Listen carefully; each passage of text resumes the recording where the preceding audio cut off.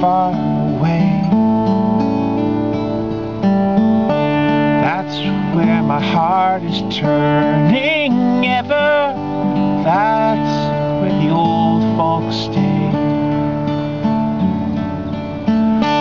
All up and down the whole creation, sadly I roam,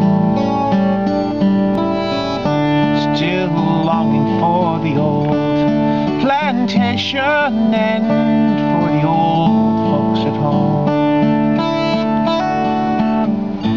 All the world is sad and weary everywhere I roam. Oh, brothers, how my heart grows weary, far from the old folks at home. Hi, today on Notables we're featuring lyricist-composer Stephen Foster. We took a trip up to North Florida just to showcase Stephen Foster and visit the Stephen Foster Museum. Even though Stephen Foster never visited the state of Florida, the state of Florida declared his song, Old Folks at Home, the state song in 1935. The reason the song Old Folks at Home was chosen as the Florida state song is because it mentions the Swanee River, which passes right through this area. The song was written by Stephen Foster, and when he originally wrote it, he referred to the PD River, which is actually in South Carolina. Stephen Foster is often credited as being America's first composer, and he was the youngest of 11 children. Stephen Foster was a self-taught musician. His endearing words and music left quite a legacy. Some of his works were Oh Susanna, Old Folks at Home, and My Old Kentucky Home.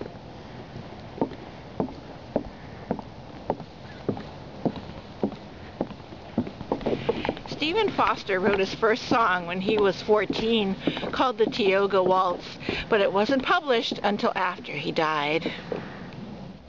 This is the Swanee River. It's the beautiful river that one might argue was made famous by Stephen Foster. It wasn't until 1843 that Stephen Foster published his first song. It was called Open Thy Lattice Love. And then 2 years later, at a family concert at the Foster home, you might call it a house concert these days, he performed some of his most well-known songs for the first time, including Oh Susanna. Between 1850 and 1856, Stephen Foster wrote over 160 songs. During that time, he corresponded with E.P. Christie, the leader of the Christie Minstrels, the most famous minstrel group of the time.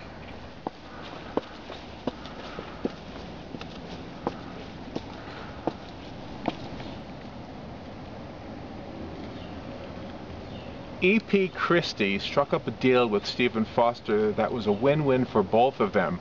Christie agreed to sing Foster's songs, and Foster agreed to put on his sheet music the words as sung by the Christie Minstrels. It worked out as very profitable for both Stephen Foster and for Christie. In 1851, a mistake was made on the printing of the sheet music for Old Folks at Home. It listed E.P. Christie as the songwriter, and it didn't sit too well with Stephen Foster. But that was soon rectified, and the two remained friends and business partners. Stephen Foster married Jane Denny McDowell on July 22, 1850. They both settled in Pittsburgh, and they had one daughter named Marion. Stephen and Jane had their share of separations and reconciliations, and it was during one of those separations that Stephen, longing to be back with Jane, wrote the song I Dream of Jeannie with the Light Brown Hair. They got back together shortly after the publication of that, and the royalties were pretty good, but unfortunately Stephen became an alcoholic. The Civil War inspired Stephen Foster to write some patriotic songs, but those songs did not achieve the same success as the previous songs that he had written. Alcoholic, penniless, and consumed by loneliness and debt, Stephen Foster died on January 13, 1864 in New York City, just 2 weeks after having completed the writing of the song Beautiful Dreamer. The legacy of Stephen Foster will never die, and that is why Stephen Foster is featured in Notables, the well-sung heroes of songwriting. Let us pause in life's pleasures and count its many tears, while we all sup sorrow with the poor. There's a song that will linger forever in our ears. Oh, hard times come again no more. 'Tis the song, the sigh of the weary. Hard times come again no more. Many times you have lingered around my cabin door,